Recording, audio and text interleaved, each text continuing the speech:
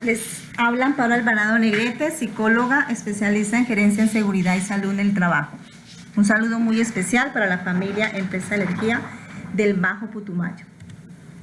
El tema que vamos a abordar es el síndrome de burnout o agotamiento emocional. Coloquialmente se dice también el síndrome del trabajador quemado o el síndrome del trabajador o bombillo fundido, que refiere cuando el trabajo nos quema. ¿Qué es? El síndrome de burnout, traducido al castellano, significa estar o sentirse quemado por el trabajo, agotado, sobrecargado, exhausto. Freudenberger lo define como un conjunto de síntomas médico, biológico y psicosocial inespecíficos que se desarrollan en la actividad laboral como resultado de una demanda excesiva de energía. Características del síndrome de burnout principalmente son tres: agotamiento emocional, despersonalización y baja realización personal. Estas tres características se presentan de manera interrelacionada en ese cuadro clínico que refiere síndrome de burnout. Veamos cada una de ellas. Agotamiento emocional es la disminución y pérdida de energía, fatiga, dolor, no poder dar más de sí mismo a los demás. Es como un agotamiento emocional, es un embotamiento emocional, un decaimiento, una desmotivación. La despersonalización se refiere a actitudes negativas hacia la tarea, la insensibilidad, las conductas despectivas. Responde incluso muchas veces con dureza al trabajador. Ya no hay motivación frente a lo que anteriormente sí le generaba motivación. La baja realización personal, sentimientos de fracaso y baja autoestima, se refiere a la baja productividad, a la ineficacia, a la incapacidad para soportar la presión, afectación de las relaciones profesionales y personales, baja autoestima, respuesta negativa hacia sí mismo. El síndrome de burnout, en síntesis, puede presentar las siguientes etapas que van del estancamiento a la frustración, a la apatía y sentirse quemado, fundido. Sintomatología. Como cuadro clínico, el síndrome de burnout presenta una serie de síntomas que están categorizados, como es los síntomas emocionales, los síntomas psicosomáticos, los síntomas conductuales y los síntomas psicosociales. Empecemos por los emocionales. Tenemos irritabilidad, ansiedad generalizada, incluso focalizada en el trabajo, depresión, frustración, aburrimiento, distanciamiento afectivo, impaciencia, desorientación. Estos síntomas emocionales desembocan en síntomas psicosomáticos, es decir, esos síntomas emocionales se revierten y presentan situaciones que afectan el cuerpo, médicamente hablando. Por ejemplo, fatiga crónica, cansancio, dolores de cabeza, dolores musculares, dolores osteoarticulares, insomnio, pérdida de peso, úlceras y desórdenes gastrointestinales.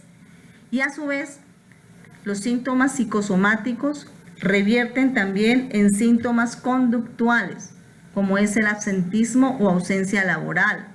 Incluso se pueden presentar abuso de drogas, abusos respecto a sustancias psicoactivas, alcohol, café, tabaco, abuso de los fármacos, teniendo en cuenta que muchas veces los síntomas psicosomáticos son prescritos médicamente y se puede generar en la persona que está padeciendo el síndrome de burnout una dependencia a los fármacos.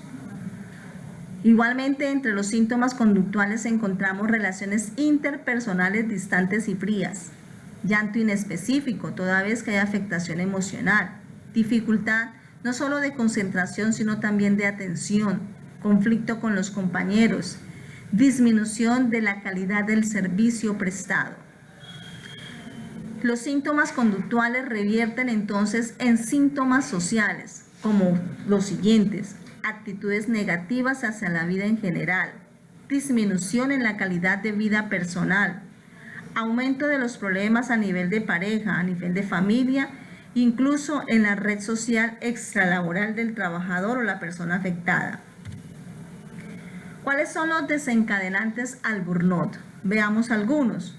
Características de la personalidad, es decir, cuando la persona en su estructura de personalidad no tiene las suficientes herramientas o no ha desarrollado la capacidad de afrontamiento frente a situaciones tensas o frente a situaciones que se pueden gestionar adecuadamente como el estrés. Pero también el exceso de estrés cuando sobrepasa los límites de capacidad también puede ser un desencadenante al burnout. La sensibilidad emocional y la alta necesidad de otros, es decir, personalidades dependientes, personalidades que generan una dependencia a la hora de realizar sus tareas. Idealismo, personalidad ansiosa, elevada autoexigencia, largas jornadas laborales, ambigüedad en el rol, cuando no hay claridad acerca de las funciones a desarrollar, sobrecarga laboral, atención a usuarios con alta necesidad de apoyo emocional, es decir, cuando el trabajador se enfrenta cotidianamente a clientes externos o internos con una demanda emocional por situaciones de vida o por situaciones relacionadas con sus condiciones de vida como tal, a nivel económico, a nivel emocional, etcétera. Sobrecarga de trabajo y ocupación poco estimulante, ya no hay motivación, ya no hay inspiración, ya no hay pasión en el trabajo que se realiza.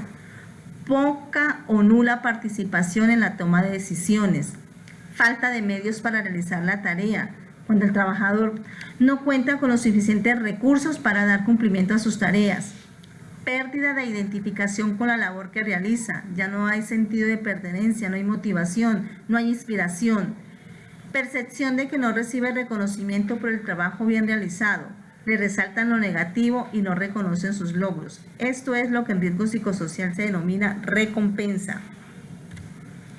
Prevención.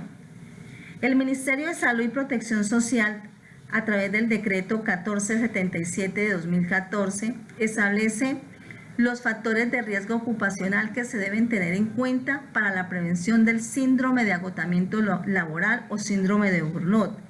Y entre esos factores de riesgo ocupacional principalmente establece las condiciones de la tarea, lo cual tiene que ver con las demandas de la carga mental, con el volumen del trabajo, con los horarios. Tener en cuenta si es una tarea que requiere bastante minuciosidad, si es una tarea que es compleja, si es una tarea que tiene un alto nivel de responsabilidad.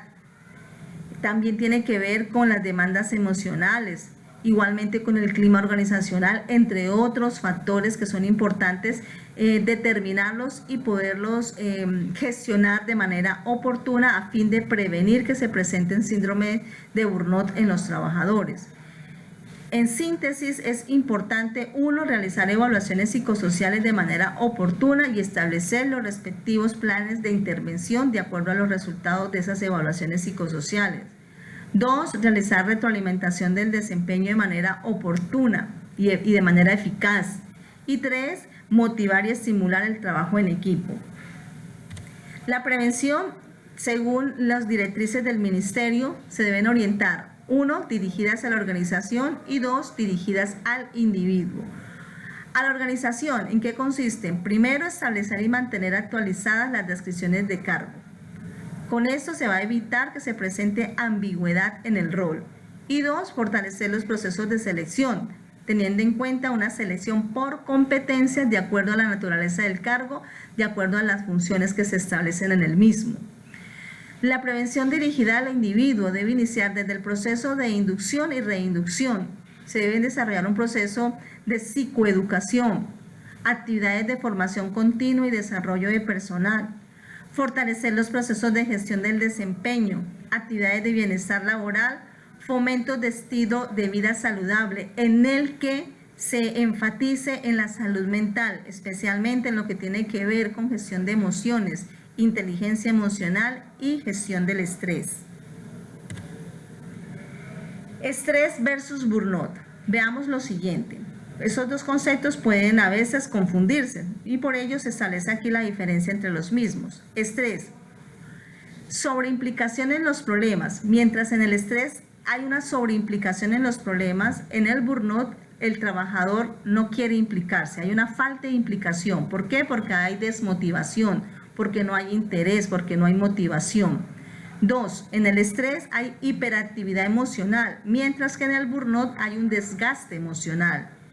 En el estrés se presenta un daño fisiológico como fundamento principal, mientras que en el burnout se presenta un daño emocional como fundamento principal. En el estrés hay agotamiento o falta de energía física. En el burnout hay agotamiento o falta de energía psíquica.